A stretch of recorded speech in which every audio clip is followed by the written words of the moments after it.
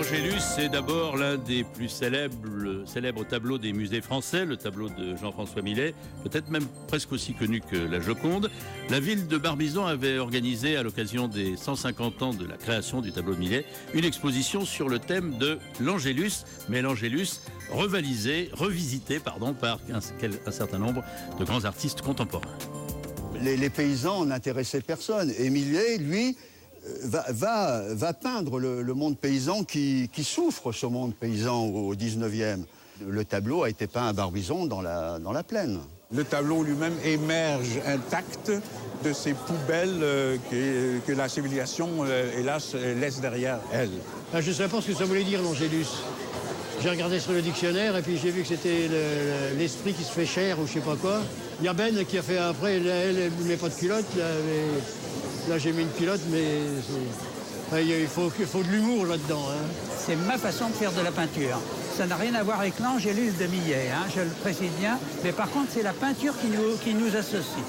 C'est surtout Millet qui m'a inspiré. Je ne voulais pas le laisser tout seul. Et c'est une esquisse pour un tableau de 3-4 mètres. C'est un peu une œuvre de feignant. Pour moi, dans l'esprit, c'était, au fond, le rapport que j'ai avec Millet, c'est pas une chute, c'est une élévation. J'aime l'Angélus. J'aime tous les Angélus et je suis content que le vin de mon ami, qui est un autre chef-d'œuvre, dérive de ce tableau-là. En Chine, les vins ont souvent des sobriquets et le nôtre s'appelle, en mandarin, se dit Qingchong. Qingchong, ça veut dire en chinois la grosse cloche dorée, que l'on retrouve bien sûr sur l'étiquette. Et c'est formidable parce que c'est l'onomatopée de la cloche qui sonne. Voilà, invité de ce chercheur d'art à Paris, Jean-Bernard Grenier, qui est le président du directoire du Château Angélus, et Aymeric de Clouet, expert bien connu du monde des vins, des ventes de vins et autres spiritueux divins. Alors l'Angélus, d'abord c'est pas l'Angélus, le château c'est Angélus. Depuis l'étiquette 89 c'est Angélus. Et qui a l'antériorité? C'est le tableau de Millet? Logiquement, le tableau de Millet, comme on l'a vu sur le reportage, existait bien avant. Et aujourd'hui, l'œuvre d'art, c'est tous les ans, à la même époque, au moment des vendanges? Je crois, une belle œuvre d'art en tout cas. Plus liquide que l'original, qui a son charme, et elle se renouvelle tous les ans. Voilà, et vous organisez tous les ans une sorte de fête de consécration, ça s'appelle les 3 coups de l'Angélus. Absolument, la prochaine édition c'est lundi prochain, on fête le vin, on fête la bonne nourriture avec des grands amateurs, et on désigne des lauréats. Dans une ambiance de franche gaieté, parce qu'on a fait une verticale d'Angélus pendant le dîner. Une mini-verticale, et puis il y a une remise de trophées évidemment. Et puis cette remise, il y a des grands amateurs de vin que l'on connaît bien à Paris. Qui sont des acteurs, des artistes, voilà, un certain nombre. Quel regard porte Aymeric de Clouet, non pas sur les fêtes organisées par Angélus, mais sur le produit Angélus? Angélus, c'est aujourd'hui un des châteaux qui a le plus progressé en termes de qualité et d'image et de notoriété également sur les 20 dernières années, même les 30 dernières années plutôt. Il y a eu plusieurs paliers et effectivement, maintenant c'est un premier cru de Saint-Émilion, un premier grand cru de Saint-Émilion. C'est aussi un vin dont la cote n'a cessé de monter, puisque c'est ce pourquoi je suis Alors, quand on vend expert. aux enchères, comme vous le faites, une bouteille d'Angélus, ça vaut quoi? C'est bien sûr, ça varie selon les années. Alors c'est très variable, mais la fourchette de prix aujourd'hui, il y a assez peu de millésimes récents en dessous de 120, 150 euros la bouteille. En revanche, si on recule un peu dans le temps, on peut trouver certains millésimes qui vont avoir un rapport qualité-prix assez exceptionnel, comme par exemple 98, qui est un très bon millésime d'Angélus et qu'on va pouvoir trouver à 60 ou 70 euros seulement.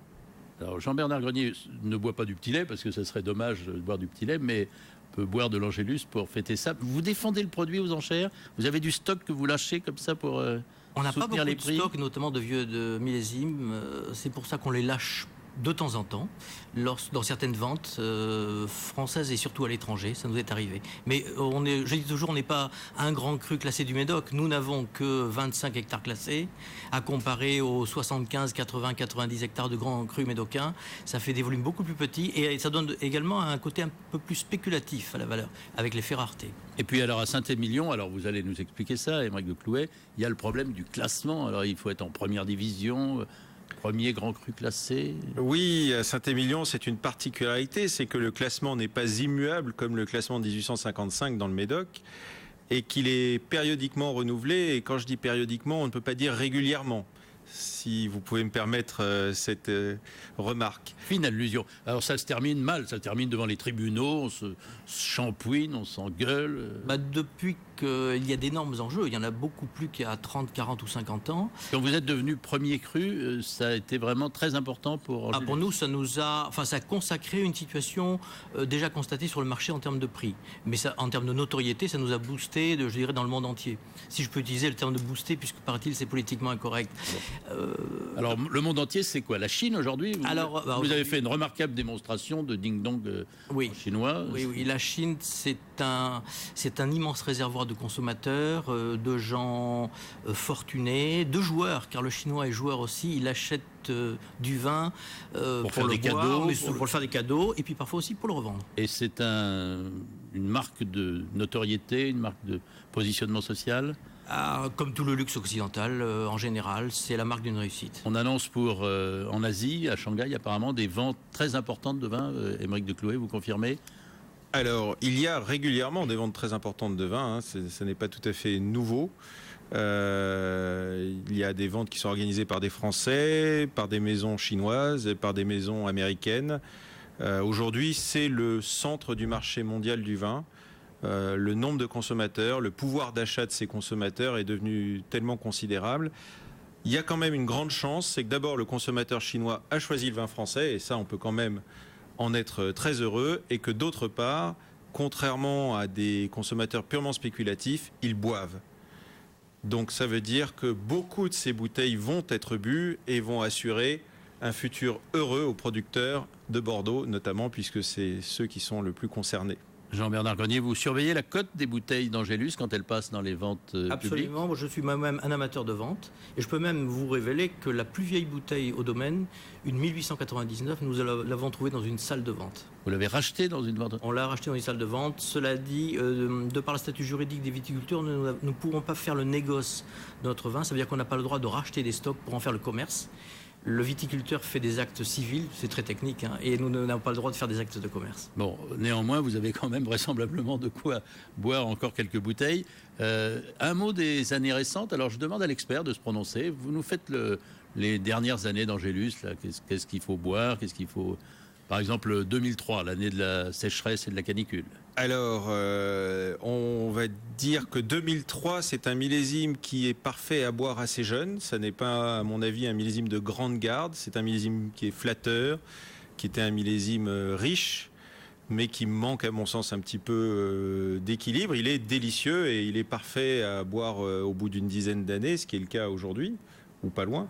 Qu'en pense Jean-Bernard Grenier? Je crois que c'est assez bien vu. C'est un millésime atypique de chaleur, de la canicule. Donc il y a beaucoup de vins très puissants qui ne vont pas tenir très longtemps. Et donc effectivement, il y a beaucoup de 2003 qui sont déjà à boire. 2005.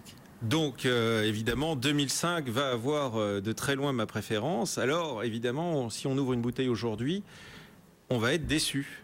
Mais c'est normal. Les grands vins, au bout de 5 ans, 6 ans, 7 ans, ne se révèlent pas. Et 2005, qui sera certainement une des plus grandes bouteilles de l'histoire d'Angélus, je pense, sera très décevant aujourd'hui si on n'en prend pas soin. Est-ce qu'il faut boire alors? Il faut remonter à quoi, 2000? Ce que je bois en ce moment, je vais vous dire, je bois des 97, je bois des 96, des 93... Et des 89-90, malheureusement, je n'en ai plus beaucoup dans ma cage. Je les ouvre une par une. Avec parcimonie. Avec parcimonie, avec des bons amis. En même temps, on ne peut pas boire ça comme ça tous les jours, ne serait-ce que vu les prix. Ça reste toujours un moment d'exception. De toute façon, on ne peut pas banaliser le plaisir. Qu'est-ce qu'il faut faire quand on veut se constituer une cave? Il faut quoi? Ratisser large, se concentrer sur les premiers grands crus ou des choses un peu exceptionnelles? Alors, si on peut se concentrer sur les premiers grands crus, mais c'est quand même réservé à des personnes qui ont un pouvoir d'achat très élevé, évidemment. Je trouve que ce qui est intéressant, c'est d'avoir une certaine largeur, c'est-à-dire une cave représentative du vignoble. Alors une majorité de Bordeaux, évidemment, c'est quand même la principale région productrice de grands vins, mais aussi un peu de Bourgogne, un peu de Côte-du-Rhône, de l'Alsace et des vins noirs, et n'oublions pas les vins du Sud, mais il faut également avoir de la profondeur dans sa cave, c'est-à-dire qu'il ne faut pas se contenter de boire des 2007, des 2006, pire dès 2009, il faut boire des vins qui sont mûrs, qui sont à maturité. Donc, on pourrait entendre parler votre père qui ne jurait dès 90 et vieux Bordeaux. Par exemple, à Bordeaux, en ce moment, un millésime qui se comporte remarquablement, qui est le millésime 85. Là, il est parfait. Il ne gagnera rien à vieillir plus longtemps, mais il n'a jamais été aussi bon qu'aujourd'hui. Il est à son apogée. Et est-ce qu'il faut, Jean-Bernard Grenier, acheter ces vins en primeur, puisque c'est tentant quand même.